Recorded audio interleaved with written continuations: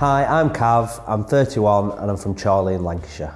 In 2014, I was relatively ill at the start of the year. I got told I'd just stomach bugs and stuff like that off the doctors 2 or 3 times. So after several doctor's appointments, I was referred to the hospital for some checks, etc., and was told that I had ulcerative colitis. The nurse told me and kind of gave me a leaflet, explained it a little bit, and that was it. I was sent on my way. Maybe a bit ignorant in my own sense, but I went home and I was like, I was living at home then, Mum, I've got this. My auntie's a nurse, we ended up ringing her, she come round and she was like, it's quite serious in, plain terms. So that's when I was like, oh right, okay. I kind of knew it was serious because of the side, like what was wrong with me, everything that comes with ulcerative colitis, the tiredness, the fatigue, the going to the toilet, So in August 2015, I was that ill that I kind of got my head around that I need to go to hospital now and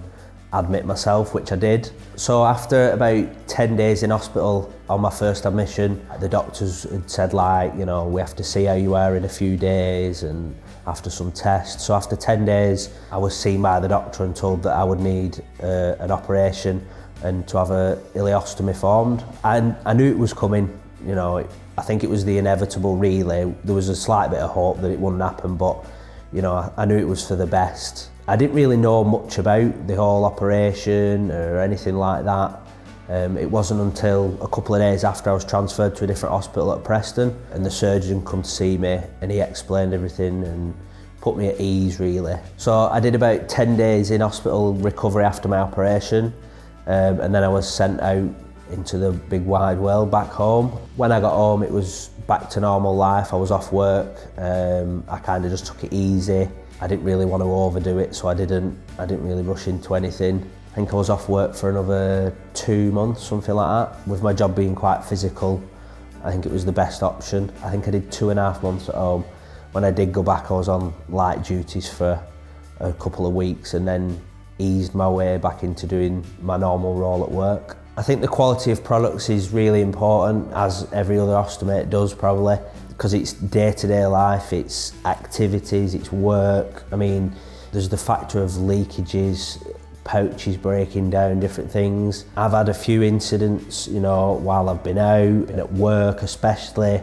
It's the difference between a good and a bad day, and being stuck somewhere you don't want to be in these situations. I'm quite lucky as that I work in a big white van. I can get in the back of it, but a lot of people can't. That's where disabled toilets are handy, if they can use them. But what I think is brilliant now is quite a lot of superstores have got signs on disabled toilets saying not all disabilities are visible. Even for people to see that, it makes them think like, oh, I wonder what that's about. And it not maybe sparks an interest, but it gets them questioning why.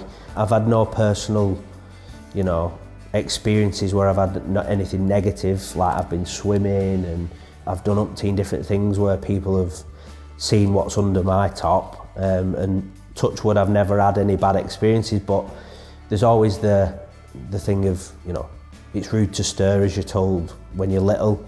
And I think sometimes adults need to take that on board as well sometimes. I saw a tweet put out by Team Colostomy UK, well, Colostomy UK then, about starting a rugby league team, and then we had our first game in, I think it was the summer of 2018, and then it all went from there really. I kind of jumped in with 2 feet. There was other people with bags playing, which was brilliant. I had played a couple of games for Chorley since my operation and before colostomy, but this was perfect. And to raise awareness in that way, especially playing rugby, such a physical game, was brilliant. So about smashing the stoma stigma, it's about raising awareness of people that have these issues and stuff, and it's creating awareness for people that don't, and understanding.